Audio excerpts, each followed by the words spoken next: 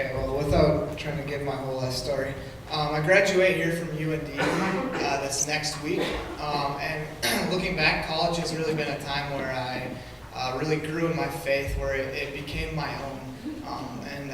Instead of just knowing about Jesus, I came to know Him more personally and what that meant for my life, and it led to a lot of changes in the way that I live my life.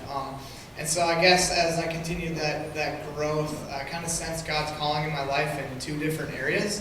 One of those is the inner city. And I actually had a couple opportunities. The last 2 summers I spent in the city of Chicago getting a taste of life and ministry in a poor and urban context. And through that, God has really just broken my heart for people in that, for people who have grown up in something that I never had to ever worry about growing up. And having seen that firsthand, God has just burdened my heart for justice and most of all for the gospel to be shared and proclaimed.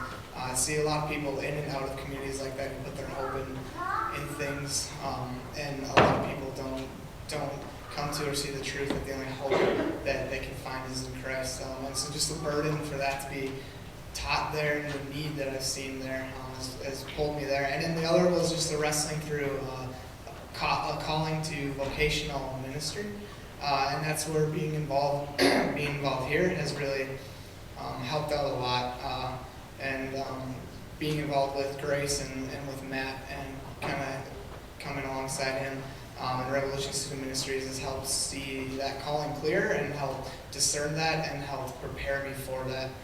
So I guess what's next is next week I graduate, and in January I'll be heading to the Twin Cities area and be doing like a 7-month paid internship job thing with the inner city ministry of Campus Crusade for Christ there.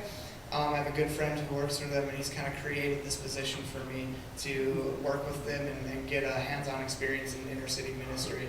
And then in August of next year, I plan on starting seminary classes at Moody Bible Institute in Chicago, where I was recently accepted to.